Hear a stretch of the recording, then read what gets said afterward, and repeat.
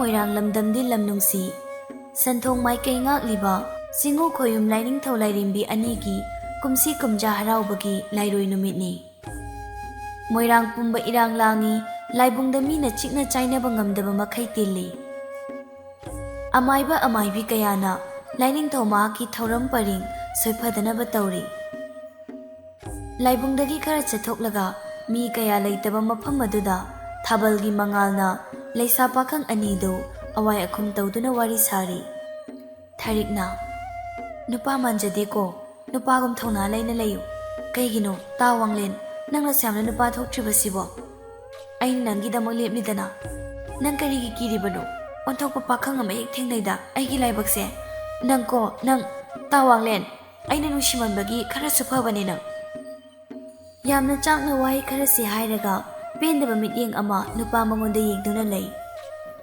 Nungsidaba Nate Lairaba Oirubana Nupa Thokpa Ngamdabani Nungsi Potlum Pobani Arembada Matha Sabani Do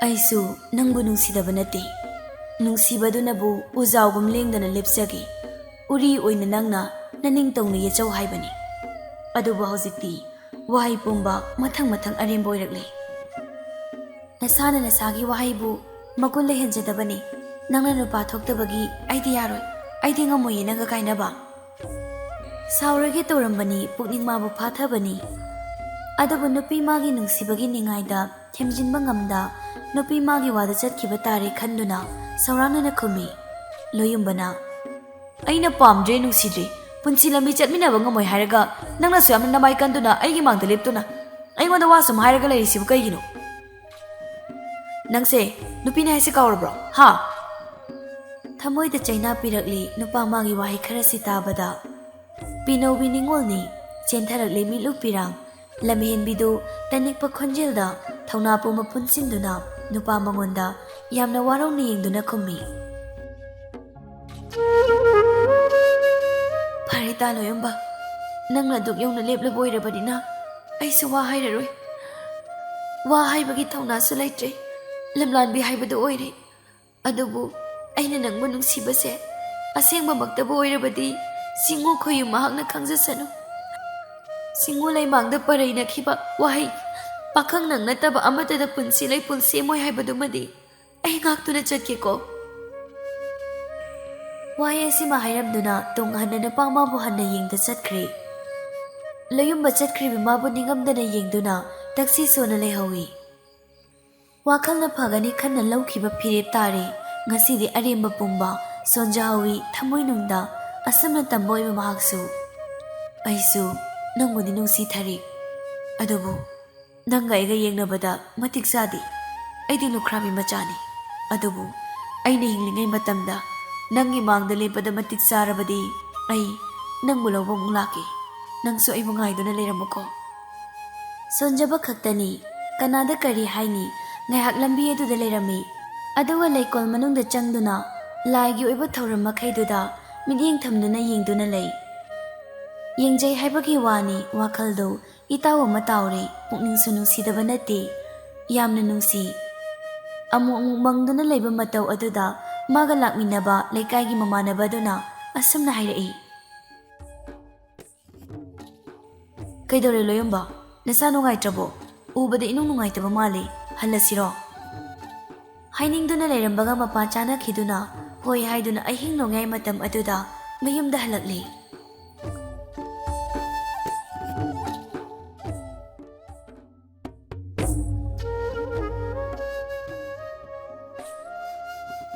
Lairoi Numitni Chingu Laikali Saroi Ngaroi Sapung Baheli Leira Kulakta Hainai Lairoi Numita Atheng Mamatamda Natomda Halakanu Mi Puna Puna Hala Ohaidana Adubu Thamoina Warabada Pumnama Kauthoktuna Pakang Anidu Sana Suruk Yang Bithag Mamlaba Thengla Tanglauda Asum Yum Tawa Lambilomda Lakli Lambi Duda Chatna Chatna Awaya Kum Taunay Ekaigi Mamanabaduna Kaidorage Ngasayda Harau Rau Laklamnaga Ha Tharika Kari Hainarage Itaw Ay Ngasidagi Maga Pau Paunarage Harami Wahai Eduda Nupado Ngakna Kaigi Lemba Nang Bungaur Bro Kainom Tawina Nang Dia Tharikna nanggidamakta kayagi matik lepiba. Nangbu kayagi matik nungsi haiba nangta nate lekai pumbana khangibani. Aduga kaigino nangna pau phaunaroi hairamidubo.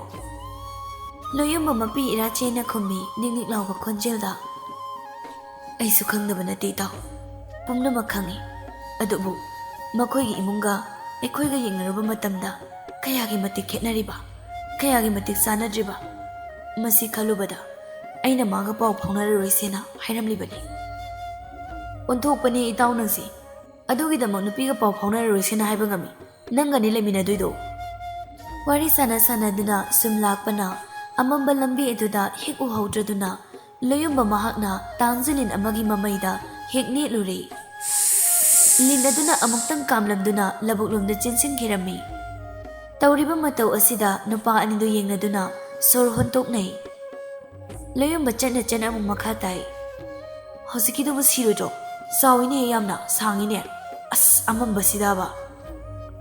Warida nungainingayda uhawdraduna tawribanine. Ado itaw, muna wakal khalukona. Kaino nang toidubo? Nang tharika pau phaunadaba hodoko. Haibida haijasani he. Nang tharik timirai ko. Asumna wari sanaduna lakhibana moirang thana laikai yaurakduna magi yumda changnarami.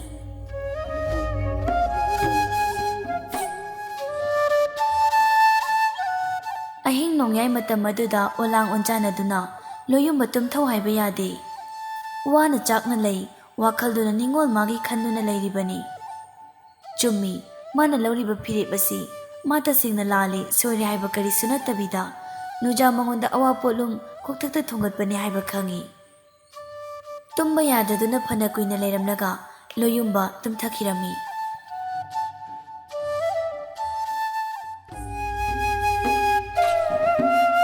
Mahakni hek tumthabaga itha thazadana khomlen manglan ama manglami. Manglan aduda mahak pat amada matomta chatlami. Asum loiroi chatkibana maram oiraga hojikti loyumba pat yaurakli. Pat ki manang nakna nungsibi mabu ngaiduna leirami. Ngayhak sum ngaiduna leiringai pat ki mayaida hi thak amada hi adu hondabi matomta chatlanduna khutana chaisu pai koktana kokset yet phaijom angauba maset lengan phi amayan wang chawba sakudaba amana chatpadu ubada masadu tu chungkhiba khangaude. Mami sami uribadubu mayek sengna unabu hotnai adubu uba ngamdedo. Loyumba tapna sole. Kana oirabanune tamba nupa asibo onthokna wang chawkreda. Hinau su paidana hi asibu maikai chumduna chatpa ngami. Masi achamba araiba mi imanatina. Natraga taiba mi mangkidrega ide. Mana sumna leiringai maga nungsina jabi thariktu harau mahausagam natana lemlenga phage haiduna patalakli. Adubu loyumba leibadu ubada changai manakta. Aingondaga hairamda mafam asida chatkani taklamda lona tumin chalamli sibu nuja kana unage thausilibano loyumba nangbu nungsiba. Ningol wakal lana chatkigano. Aise yumna sum leibadu wari patpana sida ngayhak leptuna hakchi ngayhak languge patagi sitharakpa nungsiti ingi haidana lakpani. Chingnai ningol paima pukningna nongmata ukidaba maithong amada leptuna leirambasi ubada. Nungsi chakri thangkino amukta nangna lemlai nga pharuge haidana nata kana yauda laklibase ubrem iyai thakta tamba ma hi thakta tongduna chatlibase. Ngasaidagi wakal oirudabani hojik khaktada wakal oiraktuna hairibaduda mityeng thammi. Leiramliba ubada ningol maksu tu chungi tamna hai. Haingumdana tamba si hek ubada isase kainoma tawkhiba khangaude. Masibu taibang mira khoyum laira khangdri. Pata kumduna lemlai nga phagadaba mataleda ko tawribase. Nangna lemlai nga si phadaba yade hairagana aina sangbiraga loiredana ai leriside kaigina nana kiride. Momon tawjai nupa magi wahai kharasida asumna hainarabada pakhang leisa anidu patpanda leptuna leirambadagi pata kumthari. Ningol mahakna laije irol nungda kumthari aduga lemlai ngabu phaba hauredo. Pakhang mahakna ningolna sintha panglibadu yengduna tumin leirami.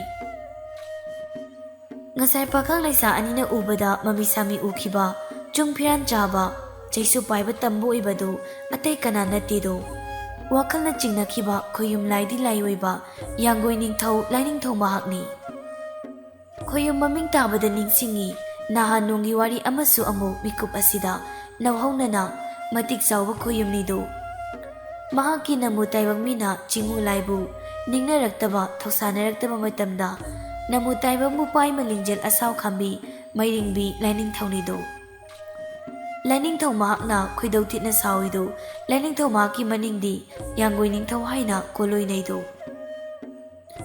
ꯅꯍꯥꯟ ꯅꯣꯡ ꯅꯃꯨ ꯇꯥꯏꯕꯪ ꯃꯤꯅ ꯈꯣꯌꯨꯝ ꯂꯥꯏꯕꯨ ꯅꯥꯊꯩꯔꯛꯄꯕꯨ ꯂꯥꯏꯅꯤꯡꯊꯧ ꯃꯍꯥꯛꯅ ꯎꯕ ꯉꯝꯗ꯭ꯔꯗꯨꯅ ꯑꯁꯨꯝꯅ ꯂꯥꯏꯅꯤꯡ ꯄꯔꯩ ꯁꯦꯠꯅꯕ ꯁꯦꯝꯕꯤ ꯁꯥꯕꯤꯔꯛꯄ ꯇꯥꯏꯕꯪ ꯃꯄꯨ ꯃꯍꯥꯛꯀꯤ ꯃꯤꯡꯂꯦꯟ ꯁꯣꯟꯅꯕ ꯍꯥꯏꯗꯨꯅ ꯅꯨꯃꯤꯠ ꯁꯤꯡꯕꯨꯜ 5ꯅꯤ ꯃꯣꯡꯕ ꯃꯁꯥꯏꯒꯣꯜꯗꯒꯤ ꯍꯦꯟꯗꯣꯛꯇꯕ ꯈꯪꯍꯟꯈꯤꯗꯣ ꯇꯥꯏꯕꯪ ꯃꯤꯗ ꯅꯠꯇꯦ ꯂꯦꯡꯂꯤ ꯄꯥꯜꯂꯤꯕ ꯏꯔꯣꯜꯅꯨꯡꯗ ꯂꯩꯔꯤꯕ ꯂꯦꯝꯂꯩ ꯉꯥ ꯎꯃꯪꯗ ꯂꯩꯕ ꯁꯥ ꯂꯕꯨꯛ ꯂꯝꯍꯥꯡꯗ ꯌꯥꯔꯦꯛꯄ ꯀꯧꯖꯦꯡ ꯍꯥꯔꯧ ꯄꯨꯝꯕꯁꯨꯅꯤ ꯑꯁꯨꯝꯅ ꯍꯧꯈꯤꯕꯅ ꯑꯔꯣꯏꯕ ꯅꯨꯃꯤꯠꯇ ꯂꯥꯏꯅꯤꯡꯊꯧ ꯃꯍꯥꯛꯅ ꯈꯨꯠꯇ ꯂꯣꯡꯂꯦꯟ ꯂꯣꯡꯖꯥꯎ ꯄꯥꯏ ꯇꯤꯟꯃꯨ ꯂꯥꯏꯃꯨ ꯂꯝꯀꯦꯠꯄ ꯅꯃꯨ ꯇꯥꯏꯕꯪ ꯂꯝꯍꯦꯟꯕ ꯀꯅꯥꯒꯤ ꯌꯥꯏꯕꯤꯔꯦꯜ ꯊꯋꯥꯏ ꯂꯧꯁꯤꯒꯦ ꯍꯥꯏꯗꯅ ꯂꯩꯔꯝꯃꯤ ꯑꯗꯨꯕꯨ ꯄꯂꯦꯝ ꯃꯃꯥ ꯎꯅꯤꯡꯕꯅ ꯈꯣꯏꯔꯥꯡꯂꯕ ꯅꯋꯥ ꯀꯣꯔꯤ ꯐꯥꯕꯅ ꯄꯂꯦꯝ ꯈꯣꯡꯒꯨꯜ ꯂꯤꯔꯛꯄꯕꯨ ꯂꯥꯏꯅꯤꯡꯊꯧ ꯃꯥꯅ ꯊꯦꯡꯅꯈꯤꯕ ꯂꯝꯍꯦꯟꯕ ꯑꯉꯥꯡꯅꯤ ꯈꯟꯈꯤꯕ ꯈꯨꯠꯇ ꯄꯥꯏꯔꯝꯕ ꯂꯣꯡꯂꯦꯟ ꯂꯣꯡꯖꯥꯎꯅ ꯅꯋꯥ ꯃꯥꯒꯤ ꯊꯋꯥꯏ ꯂꯧꯒꯤ ꯊꯧꯔꯥꯡꯕꯗ ꯅꯋꯥ ꯃꯥꯅ ꯄꯥꯏꯔꯛꯄ ꯀꯥꯡꯖꯩ ꯀꯥꯡꯍꯨꯅ ꯂꯣꯡ ꯑꯗꯨꯕꯨ ꯀꯟꯊꯣꯛꯇꯨꯅ ꯇꯨꯕꯤ ꯂꯥꯏꯔꯦꯟ ꯃꯆꯥ ꯋꯥꯏ ꯁꯪꯗꯕ ꯑꯃꯒꯤ ꯊꯋꯥꯏ ꯂꯧꯈꯤꯕ ꯑꯗꯨꯕꯨ ꯅꯤꯡꯁꯤꯡꯉꯤ ꯄꯨꯟꯁꯤ ꯆꯦꯡꯖꯦꯜ ꯅꯨꯡꯁꯤꯕ ꯇꯥꯏꯕꯪ ꯃꯄꯨꯒꯤ ꯈꯨꯠꯏꯗ ꯌꯥꯎꯔꯛꯄ ꯇꯥꯏꯕꯪ ꯀꯅꯥ ꯑꯃꯅ ꯊꯩꯗꯣꯛꯇꯨꯅ ꯆꯠꯄ ꯉꯝꯂꯔꯣꯏꯗꯕ ꯑꯁꯤꯕ ꯍꯥꯏꯕꯗꯨ ꯉꯁꯤꯗꯤ ꯂꯣꯌꯨꯝꯕ ꯃꯍꯥꯛꯀꯤ ꯁꯔꯨꯛ ꯊꯨꯡꯂꯦꯗꯣ ꯑꯗꯨꯅꯅꯤ ꯂꯥꯏꯅꯤꯡꯊꯧ ꯃꯍꯥꯛꯅ ꯂꯣꯌꯨꯝꯕ ꯃꯥꯒꯤ ꯊꯋꯥꯏ ꯃꯤꯔꯦꯜ ꯑꯆꯪꯕ ꯑꯗꯨꯕꯨ ꯂꯧꯔꯒꯤ ꯇꯥꯏꯕꯪ ꯀꯨꯝꯍꯩ ꯂꯣꯏꯍꯜꯂꯒꯦ ꯍꯥꯏꯗꯨꯅ ꯂꯥꯛꯂꯤꯕꯁꯤ ꯂꯥꯞꯅ ꯂꯩꯔꯝꯕ ꯄꯣꯠꯁꯛ ꯑꯗꯨꯅ ꯅꯛꯂꯛꯂꯕꯗ ꯃꯌꯦꯛ ꯁꯦꯡꯅ ꯎꯔꯦꯗꯣ ꯑꯗꯨꯅ パꯈꯪ ꯂꯩꯁꯥ ꯑꯅꯤꯗꯨ ꯄꯥꯈꯠꯅ ꯑꯃꯅ ꯑꯃꯗ ꯌꯦꯡꯅꯩ ꯈꯣꯌꯨꯝ ꯂꯥꯏꯒ ꯇꯥꯏꯕꯪ ꯃꯤꯑꯣꯏꯕꯒ ꯇꯣꯠꯅ ꯇꯤꯟꯅꯕ ꯌꯥꯗꯦꯗꯣ ꯊꯋꯥꯏꯗ ꯍꯤꯡꯍꯧꯔꯒ ꯂꯣꯏꯔꯦ ꯈꯟꯗꯨꯅ ꯂꯩꯁꯥ ꯄꯥꯈꯪ ꯑꯅꯤꯗꯨ ꯄꯥꯠ ꯑꯗꯨꯗꯒꯤ ꯈꯣꯡꯂꯩ ꯊꯨꯅ ꯆꯦꯜꯂꯛꯂꯤ ꯑꯗꯨꯕꯨ ꯀꯔꯝ ꯇꯧꯅꯤ ꯂꯥꯏꯕꯛꯇ ꯇꯝꯂꯛꯄ ꯑꯣꯏꯕꯅ ꯂꯥꯏꯅꯤꯡꯊꯧ ꯃꯍꯥꯛꯅ ꯂꯣꯌꯨꯝꯕ ꯇꯝꯕ ꯃꯉꯣꯟꯗ ꯂꯣꯡꯂꯦꯟ ꯂꯣꯡꯖꯥꯎ ꯑꯁꯤꯕꯨ ꯂꯪꯂꯛꯂꯤ ꯎꯄꯥꯏ ꯂꯩꯇ꯭ꯔꯕꯗ ꯄꯣꯠꯁꯛ ꯑꯃ ꯅꯠꯇ꯭ꯔꯒ ꯑꯃꯗ ꯄꯥꯟꯗꯕ ꯌꯥꯗꯕꯅ ꯄꯥꯈꯪ ꯃꯉꯣꯟꯗ ꯄꯥꯜꯂꯤꯗꯨ ꯃꯆꯤꯟ ꯇꯨꯝꯕ ꯑꯗꯨꯅ ꯎꯒ꯭ꯔꯕꯗ ꯃꯈꯨꯜ ꯊꯣꯛꯅ ꯂꯥꯎꯈꯤ ꯆꯅꯤꯡ ꯆꯃꯥꯡ ꯁꯝꯅꯗ꯭ꯔꯕꯅ ꯑꯔꯣꯏꯕ ꯄꯨꯡꯐꯝ ꯑꯣꯏꯔꯛꯂꯕꯗ ꯂꯩꯃꯥꯏ ꯑꯗꯨꯗ ꯇꯨꯔꯦꯗꯨ ꯆꯠꯄ ꯉꯝꯗ ꯅꯨꯡꯁꯤꯕ ꯀꯧꯕꯅ ꯊꯥꯗꯣꯛꯇꯨꯅ ꯆꯠꯄꯁꯨ ꯉꯝꯗꯦꯗꯨ ꯑꯗꯨꯅ ꯊꯔꯤꯛ ꯂꯣꯌꯨꯝꯕ ꯃꯥꯒꯤ ꯃꯅꯥꯛ ꯆꯪꯁꯤꯜꯂꯛꯇꯨꯅ ꯀꯞꯇꯨꯅ ꯂꯩ ꯀꯔꯤ ꯃꯇꯧꯅ ꯇꯧꯔꯤꯕ ꯃꯇꯧ ꯑꯁꯤꯕꯣ ꯃꯁꯤꯕꯨ ꯎꯅꯕꯒꯤꯔ ꯏꯊꯥ ꯊꯥꯖꯗꯅ ꯑꯩꯈꯣꯏ ꯑꯅꯤ ꯃꯐꯝ ꯑꯁꯤꯗ ꯊꯦꯡꯅꯍꯜꯂꯤꯕ ꯌꯥꯔꯣꯏ ꯅꯪ ꯑꯁꯨꯝꯅ ꯇꯧꯕ ꯌꯥꯔꯣꯏꯌꯦ ꯅꯪ ꯑꯩꯕꯨ ꯊꯥꯗꯣꯛꯇꯨꯅ ꯆꯠꯈꯤꯕ ꯌꯥꯔꯣꯏ ꯍꯧꯒꯠꯂꯣ ꯁꯦ ꯍꯧꯒꯠꯂꯣ ꯌꯨꯝꯗ ꯍꯜꯂꯁꯦ ꯂꯣꯌꯨꯝꯕ ꯁꯣꯔꯗ ꯌꯥꯝ ꯋꯥꯅ ꯍꯣꯟꯗꯨꯅ ꯅꯨꯡꯁꯤꯕꯤ ꯃꯉꯣꯟꯗ ꯅꯨꯡꯁꯤꯅ ꯌꯦꯡꯗꯨꯅ ꯈꯨꯝꯃꯤ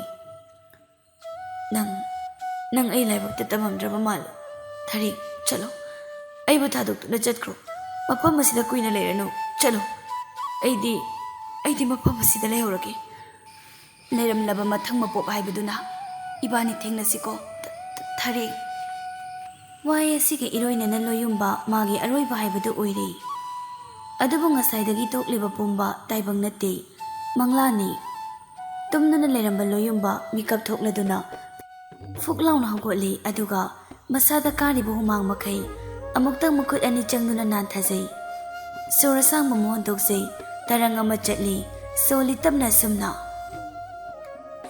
ꯑꯁ ꯀꯔꯤ ꯃꯪꯅꯣ ꯑꯩꯅ ꯃꯪꯂꯤꯕ ꯑꯁꯤꯕꯣ ꯑꯣꯟꯊꯣꯛꯄ ꯍꯥꯏꯕꯗꯨꯅꯤꯗ ꯑꯩꯁꯦ ꯁꯤꯒꯗꯕ ꯀꯨꯏꯗ꯭ꯔꯕ꯭ꯔꯥ ꯅꯠꯇ꯭ꯔꯒꯅ ꯊꯔꯤꯛꯇꯨꯕꯨ ꯐꯠꯇ ꯅꯨꯡꯗꯒ ꯊꯣꯛꯂꯕ ꯖꯥꯠꯂꯥ ꯅꯣꯡꯃꯇ ꯑꯁꯨꯛ ꯇꯝꯊꯤꯕ ꯃꯪꯂꯥꯟ ꯑꯁꯤꯗꯤ ꯑꯩꯗꯤ ꯃꯪꯗꯦꯅ ꯐꯃꯨꯡꯊꯛ ꯑꯗꯨꯗ ꯈꯟꯖꯥꯟꯅꯗꯨꯅ ꯇꯨꯃꯤꯟ ꯂꯩ ꯂꯣꯌꯨꯝꯕꯗꯨ ꯇꯟꯖꯥ ꯑꯗꯨꯗꯅꯤ ꯃꯃꯥ ꯇꯝꯐꯥꯅ ꯃꯥꯒꯤ ꯃꯅꯥꯛꯇ ꯆꯪꯁꯤꯜꯂꯛꯇꯨꯅ ꯑꯁꯨꯝꯅ ꯍꯥꯏꯔꯛꯄꯗꯨ ꯈꯔ ꯉꯟꯅꯁꯨ ꯍꯧꯒꯠꯄ ꯇꯝꯃꯨꯅꯦ ꯅꯪꯕꯣ ꯅꯠꯇ꯭ꯔꯕꯗꯤ ꯅꯁꯥꯗꯣ ꯂꯣꯏꯅ ꯁꯣꯛꯄ ꯇꯥꯔꯤ ꯅꯨꯃꯤꯗꯥꯡ ꯑꯁꯤꯗꯅꯅꯦ ꯊꯦꯡꯅ ꯍꯜꯂꯛꯂꯤꯕ ꯉꯥꯏꯈꯣ ꯏꯃꯥꯅ ꯁ꯭ꯋꯥꯏꯐꯥꯎ ꯊꯣꯛꯄꯗ ꯇꯥꯔꯛꯄꯅꯤ ꯍꯟꯗꯛ ꯆꯍꯤ ꯀꯨꯝꯖꯥꯗꯤ ꯇꯤꯟꯃꯨ ꯂꯥꯏꯃꯨ ꯀꯜꯂꯤ ꯂꯥꯏ ꯁꯥꯄꯣꯡꯕ ꯀꯜꯂꯤ ꯄꯤꯕꯥ ꯆꯦꯛꯁꯤꯜꯂꯣ ꯍꯥꯏꯗꯅꯅꯦ ꯉꯔꯥꯡ ꯆꯤꯡꯃꯨ ꯂꯥꯏꯔꯣꯏ ꯇꯥꯟꯕ ꯃꯇꯝꯗ ꯈꯨꯌꯨꯝ ꯂꯩꯕꯥꯎ ꯄꯤꯈꯤ ꯍꯥꯏ ꯑꯗꯨꯅ ꯉꯟꯅ ꯍꯜꯂꯛꯎ ꯊꯦꯡꯅꯍꯜꯂꯛꯄꯗꯣ ꯇꯧꯒꯅꯨꯀꯣ ꯏꯆꯥꯅ ꯊꯦꯡꯅꯍꯜꯂꯛꯄꯁꯤ ꯏꯃꯥ ꯌꯥꯝ ꯄꯥꯈꯠꯂꯤ ꯄꯨꯛꯅꯤꯡ ꯋꯥꯈꯜ ꯂꯩꯇꯥꯐꯝ ꯈꯪꯗꯦ ꯃꯃꯥꯅ ꯆꯩꯕꯣꯏ ꯉꯥꯡꯕꯣꯏ ꯇꯧꯔꯒ ꯍꯥꯏꯔꯤꯕ ꯋꯥ ꯃꯌꯥꯝꯗꯨ ꯂꯣꯌꯨꯝꯕ ꯃꯨꯟꯅ ꯇꯥꯏ ꯄꯤꯛꯇ ꯄꯤꯛꯄ ꯑꯉꯥꯡꯃꯛꯇꯤ ꯅꯠꯇꯕꯅ ꯃꯔꯩ ꯌꯦꯠꯄ ꯇꯧꯔꯨꯗꯦ ꯇꯨꯃꯤꯟ ꯇꯥꯏ ngasi mana mangliba mang asiga tamlaiba mamagi wa asiga masado ningkok lauri haifam khangde mamada tamsi kadai tamoisi kadai khanjana duna leiredu machana khangaudana mangdana laikhibaduda mama tampa masada thengaktuna sumna mairak lami haima kaidaroge mu mangduna leiridubo nangbo nasaga nungaitrabro ngarangna kayam thengna yumda lakpa imadi nang halapka amata khangdrine Kasih tahu tidak ima, hoi, engarang halak petiangi, adu nani. Pari, hago loko ibungo. Mama tampanga ngang dana kaado dagi chatkri. Mama na chatki badu ngayhak ingrim duna, loyum mamahak sagot kirami.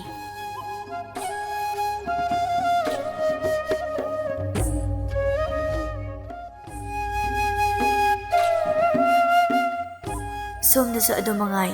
Thari nungsi mai chakna chaktuna thaba ama tawri khoijangda sare chapam khangda wana leiri tapna mabungda pinna sumna soli laira boira ka kaidawrage aina magi damak lepnidana natragana aina khangjingai imana chatuna ge ke ahin bawa hairur basala ngarang na hantanida mana khangomdana onkhibase asumna khanduna leiringai tanja adudani arang arak pam mama sakhidu ngang dana magi manakta laktuna magi haunabidu tawrai kaidore ha kaigino nang ngasi ka sidagi hindoktrisibo pisa kholsi selting na sali baznya mangon sida laiting gi damak thamba natiye yum sida lengdana leiradine karmana yum panbada chanagadoriba ha mina takpi tamirakta malodro sauningduna leiringai mafam marang khangda mamana amuk ngangakpaduda Mamada sauna akaba mityeng yengduna saurangna khummi nongmakak pi sadraga chanaroidi kaina ima aina sauraktana ne yum pan khidoini yengu hare ngakpireda yum pan khidoini kaina hai nangi laira chudatnaba lukhrabi machaduro ha ima dinya madugi nupa machadu sungpam hek pam de harisini ima bu phate haiganu ko madugi nupa du ne lamket lamaiduna hek chen chung toraba nang aikhoi ga mari loinarabani nang Kumba tawde thari mamagi wada asumna sum ngangduna leirabani khanduna ngangba yaba ngangduna sakhi se thokri nungtilgi matamni mama tampadu machada wa khara hairami imagi bungo loyumba ngasidi ima kaithel chatki nangna pata kumduna tharu thambal khara hekpiramu hayeng kaithel da yonaba soiganu ko nahakna ne lekai koiringai amuk kakthokani ko Loyumba masada yam tanna hainingdana leibani hairakliba mamagi wabusu talle haidana khumba ngamdi aduna hoi haidana khumi machada koithokanu yumsangu asiguma wa khara hairamduna mama oibidu chatkhre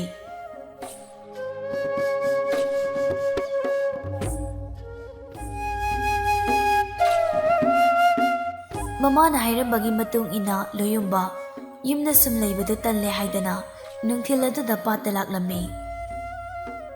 Nungthil pobop oibana misu kaya leiba ude. Pat ki patpanda wakal nungai ta tumin lei. Dingsingdaba nate thari mahakpu nungsidaba sunate. Adubu ngarang thari ki mama sakhina laktuna hairamba wahi kaya aduna nupa mana phirep asi laubani. Launingduna lauba nate ngamna hotnaribani. Nakongda nilai ngarangi thariki mama na hairamba akanba wahi kaya Thik nembana thalam ganu uchek apikpadi ne pikna dumak leigadaba asaubagi na chawna mahum sabani haibado kawganu khangidana nangna ichada moithem dawduna ne ichada gi laukthokpa yaba laukthoi nakhoi gi imunga aikoi ga ngaiset oibadi ne aidi pamdi aduna athobo matamda ichanu pigi wakhal thado maga pau phaunab lepu maduna phaboi gani natrabadine laikai wathok soidana oigani he nang nilakpani wai khara doloyumbagi napada momon tawi penthokpagi minokni awaba puma lotpa minokni taibang miyoibadi kathokpana thaudang oibani tumin famduna leiringai tanjani. Nag yet aduda surut laubagi makhol ama taraklami. Tariba makhol do karomdagino haina mahakna tunghutna mityeng adu koina yengi. Adubu ngakhiba khangaudri ukhibaduda. Chao sangkraba pubup lauraba Lairen ama hek koina chatlibadu. Madubada loyumba pakana phuklauna hogwali. Adumak tingak yengduna lei. Itha thajana Lairen adu amadagi ama Lairen adu mafam aduda thoraklami. Tawrakliba mawongda kiba ama yauraduna narang mongsong aduda changduna Lairen singi matawbu yengduna lei tumina chekmok laudana. Achawba Lairen adu taibang migi saklon laurakle aduga magi oiba wa kaya ama sanarami. Lairen laba mana sumna hairi. Aina hingakpagi matam loirakle. Namana cha ai ama leitrabasu nungaina layu. Aigi yai asi kanagumba amada piningbani. Kaigumba aina yai asibu piba miyoido Lairen onba ngamgadabani. Masi oirabadi tamma nupa aduna namana chabu senabiba yabani. Adubu kalak sauba taibangni. Athoi ahen tanaringai kathokpagi saruk wakhalon amata yaudre. Mapuroiba Lairen aduga setna khainarani khallubada mabukning yamna nungshirami. Lairen amom adu kaptuna asumna hai. Warawi aina taibang semba mapu mahakpu tasingna warawi. Karigino mahakna sigumna tausilasibu napamda sinabiriba. Ai nanga kainaba pamdiye. Lairen labaduna muksu kaplibi magi nupibu thimjinjai. Ai apangbi kaya nangna kapli. Ai si laibak phaba Lairen amani. Aingonda taibang sembiriba mapu mahakna piriba pham asi kana amana phangma nate. Lairen mayamgi ningthau oiba phangibasi phattabrane. Ngasaidagi sanariba wari tawriba mawongsing adu loina yengni loyumba wakaldana sumna khalli. Kari hojik Lairen asina haibado mana pairiba yai asi taibang mi amada pirabadi taibang mi adu Lairen onba ngammi haiba. Aduga Lairen makhoigi taibangda sum tinduna leigadabasu nate. Aibu changsinduna aingonda pibiro hairasirane. Wakaldu yamuna khalladuna thokningba thodok thoklasanu pumnamak thengnaragi kathokpa haibadu tamlagi khanduna ipongbongna makhutlonaduna Lairen makhoina wari sanariba domda changsilli. Taibang migi saklon langduna leiramba Lairen matai manaudu miyoibagi samil phangbada prap Lairen onduna chik tawgi loyumba mangonda kamduna leirami. Loyumba makhutlonaduna samna hairaklami. Aibu nungsibiyo. Ai somna haiba pumba isana yajage. Kathokpa haibadu ai kathokjage. Aingonda Lairen onba ngambagi matik mayaido pinabiyo. Matik magun chawba taibang semba mapugi thodang chawna yariba Lairen oibana khudak aduda loyumba mahaksi kanano karino kamdawano haibada adumak yengbada khangi.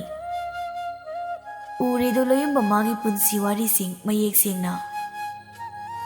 Asina Lairen matai manaw anidu amana amada yengnaduna amung nawhongnana taibang mi olakli.